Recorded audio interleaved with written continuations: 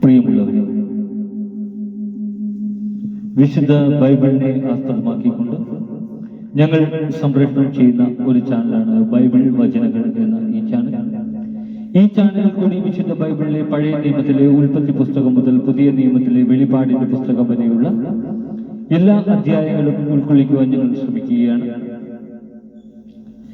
ഈ ചാനലിൽ കൂടി കേൾക്കുന്ന ദൈവവചനം ശ്രവിക്കുന്ന എല്ലാവരും ലോകത്തിന് ശാന്തിയും സമാധാനവും നന്മയും ഉണ്ടാകാൻ വേണ്ടി എന്നോടൊപ്പം സർവശക്തനായ ദൈവത്തോട് പ്രാർത്ഥിക്കുക. അതോടൊപ്പം തന്നെ ഈ ചാനൽ കാണുന്ന എല്ലാവരും ഞങ്ങളുടെ ചാനൽ ഒന്ന് ലൈക്ക് ചെയ്യുക, ഒന്ന് സബ്സ്ക്രൈബ് ചെയ്യുക, താഴെ കാണുന്ന ബെൽ ഐക്കൺ കൂടി ക്ലിക്ക് ചെയ്യുക. കാരണം നിങ്ങൾ സബ്സ്ക്രൈബ് ചെയ്ത് താഴെ കാണുന്ന ബെൽ ഐക്കൺ കൂടി ക്ലിക്ക് ചെയ്താൽ മാത്രമേ ഞങ്ങളുടെ എല്ലാ അധ്യായങ്ങളും നിങ്ങൾക്ക് ലഭിക്കുകയുള്ളൂ. അതുകൊണ്ട് ദയവ് ചെയ്ത് ഒന്ന് സബ്സ്ക്രൈബ് ചെയ്യാൻ മറക്കാതിരിക്കുക.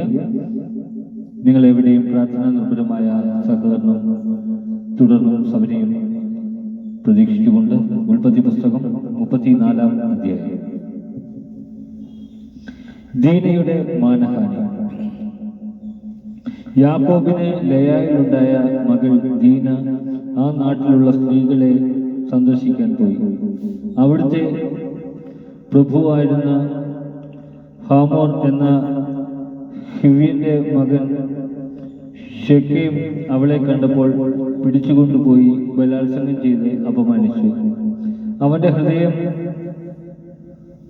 യാക്കോബിന്റെ മകളായ ദീനയിൽ ലയിച്ചു ചേർന്നു. അവൻ അവളെ അതിരട്ടി സ്നേഹിച്ചു. സ്നേഹവായ്പോടെ അവൻ അവളോട് സംസാരിച്ചു. ശെഖേം തന്റെ പിതാവായ ഹാമോറിനോട് പറഞ്ഞു, ആ പെൺകുട്ടിയെ എനിക്ക് ഭാര്യയായി തരണം.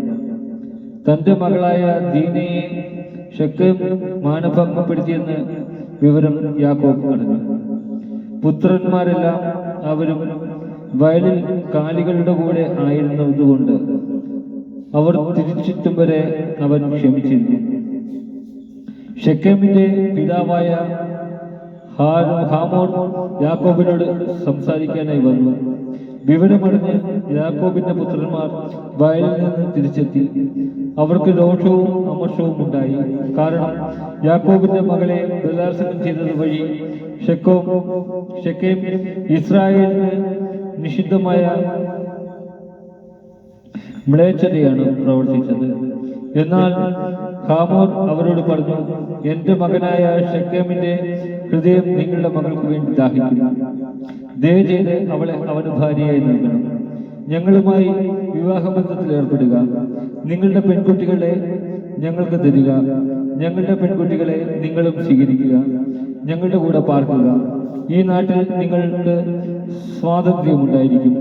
നിങ്ങൾക്ക് ഇവിടെ പാർത്ത് തൊഴിൽ ചെയ്യുകയും സമ്പാദ്യമുണ്ടാക്കുകയും ചെയ്യാം. ശെഖേം ദീനയുടെ പിതാവിനോടും സഹോദരന്മാരോടുമായി പറഞ്ഞു, ദയയോടെ നിങ്ങൾ എന്നോട് പെരുമാറണം. നിങ്ങൾ ചോദിക്കുന്നതും ഞാൻ നിങ്ങൾക്ക് തരാം. സ്ത്രീധനമായോ വിവാഹ സമ്മാനമായോ നിങ്ങൾ ചോദിക്കുന്നതെന്തും തരാൻ ഞാൻ ഒരുക്കമാണ്. പെൺകുട്ടിയെ എനിക്ക് ഭാര്യയായി തരണം. തങ്ങളുടെ സഹോദരി ദീനയെ ശെഖേം മാനഭംഗപ്പെടുത്തിയതുകൊണ്ട് യാക്കോബിന്റെ മക്കൾ അവനോടും അവന്റെ പിതാവായ ഹാമോറിനോടും ചതിവായി സംസാരിച്ചു. അവർ പറഞ്ഞു, പരിച്ഛേദനം ചെയ്യാത്ത ഒരുവന് ഞങ്ങളുടെ സഹോദരിയെ ഭാര്യയായി നൽകുക സാധ്യമല്ല. ഞങ്ങൾക്ക് അത് അപമാനകരമാണ്. എന്നാൽ ഒരു വ്യവസ്ഥയിൽ ഞങ്ങൾ ഇതിന് സമ്മതിക്കാം. നിങ്ങളുടെ പുരുഷന്മാരെല്ലാം പരിച്ഛേദനം ചെയ്ത് ഞങ്ങളെ പോലെ ആകണം. അങ്ങനെയെങ്കിൽ ഞങ്ങളുടെ പുത്രിമാരെ നിങ്ങൾക്ക് തരാം. നിങ്ങളുടെ പുത്രിമാരെ ഞങ്ങളും സ്വീകരിക്കാം. ഞങ്ങൾ നിങ്ങളോടൊത്ത് വസിക്കുകയും നമ്മൾ ഒരു ജനതയായി തീരുകയും ചെയ്യും. ഞങ്ങൾ പറയുന്നതനുസരിച്ച് പരിച്ഛേദനം ചെയ്യാൻ നിങ്ങൾ ഒരുക്കമല്ലെങ്കിൽ ഞങ്ങളുടെ മകളെയും കൊണ്ട് ഞങ്ങൾ സ്ഥലം വിടും. അവരുടെ വ്യവസ്ഥ ഹാമോറിനും മകൻ ശെഖേമിനും ഇഷ്ടപ്പെട്ടു. അങ്ങനെ ചെയ്യാൻ ആ ചെറുപ്പക്കാരൻ ഒട്ടും മടി കാണിച്ചില്ല. കാരണം യാക്കോബിന്റെ മകളിൽ അവൻ അത്രമേൽ അനുരക്തനായിരുന്നു. അവന്റെ കുടുംബത്തിൽ ഏറ്റവും മതിക്കപ്പെട്ടവനായിരുന്നു ശെഖേം. അതിനാൽ ഹാമോറും മകൻ ശെഖേമും നഗരകവാടത്തിൽ ചെന്ന് അവരുടെ പട്ടണത്തിലെ പുരുഷന്മാരോട് ഇപ്രകാരം പറഞ്ഞു: ഈ മനുഷ്യർ നമ്മോട് സൗഹൃദത്തിലാണ്. അവർ ഈ നാട്ടിൽ പാർത്ത് ഇവിടെ തൊഴിൽ ചെയ്യട്ടെ. ഈ നാട് അവരെ കൂടി ഉൾക്കൊള്ളാൻ മാത്രം വിശാലമാണല്ലോ. അവരുടെ പുത്രിമാരെ നമുക്ക് ഭാര്യമാരെ സ്വീകരിക്കാം, നമ്മുടെ പുത്രിമാരെ അവർക്കും നൽകുകയും ചെയ്യാം. എന്നാൽ ഒരു വ്യവസ്ഥയിൽ മാത്രമേ ഇവർ നമ്മോടൊത്ത് പാർത്ത് ഒരു ജനതയാകാൻ സമ്മതിക്കുകയുള്ളൂ. നമ്മുടെ പുരുഷന്മാരെല്ലാം അവരെ പോലെ പരിച്ഛേദനം ചെയ്യണം. അവരുടെ സമ്പത്തും കന്നുകാലികളും മറ്റു മൃഗങ്ങളുമൊക്കെ നമ്മുടേതായില്ലേ? നമുക്കിത് സമ്മതിക്കാം. എങ്കിൽ അവർ നമ്മുടെ കൂടെ താമസിക്കും. പട്ടണത്തിലെ പുരുഷന്മാരെല്ലാം ഹാമോറിന്റെ മകൻ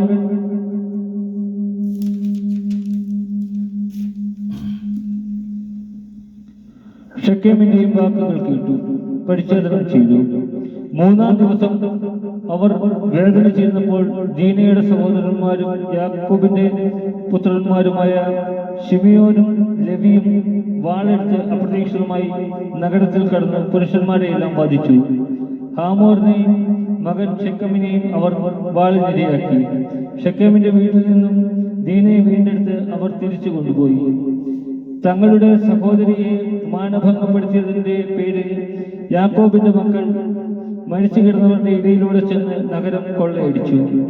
അവിടെ ആടുമാടുകളെയും കഴുതകളെയും നഗരത്തിലും വയലിലുമുണ്ടായിരുന്ന സകലത്തെയും അവർ അപഹരിച്ചു. അവരുടെ സ്വത്തും വീട്ടുവഴക്കുകളൊക്കെയും യാക്കോബിന്റെ മക്കൾ കൈവശപ്പെടുത്തി. കുഞ്ഞുങ്ങളെയും സ്ത്രീകളെയും പിടിച്ചു കൊണ്ടുപോവുകയും ചെയ്തു. അപ്പോൾ യാക്കോബ് ശിമയോനോടും ശിമയോനെയും ലെവിയെയും വിളിച്ച് ഇങ്ങനെ പറഞ്ഞു: ഇന്നാട്ടുകാരായ കാനാൻകാരുടെയും പെരീസ്യരുടെയും മുന്നിൽ നിങ്ങൾ എനിക്ക് ദുഷ്കീർത്തി വരുത്തിയിരിക്കുന്നു. എനിക്ക് ആൾബലം കുറവാണ്. അവരൊന്നിച്ചുകൂടി എന്നെ ആക്രമിച്ചാൽ ഞാൻ തകർന്നു പോകും, ഞാനും കുടുംബവും നശിക്കും.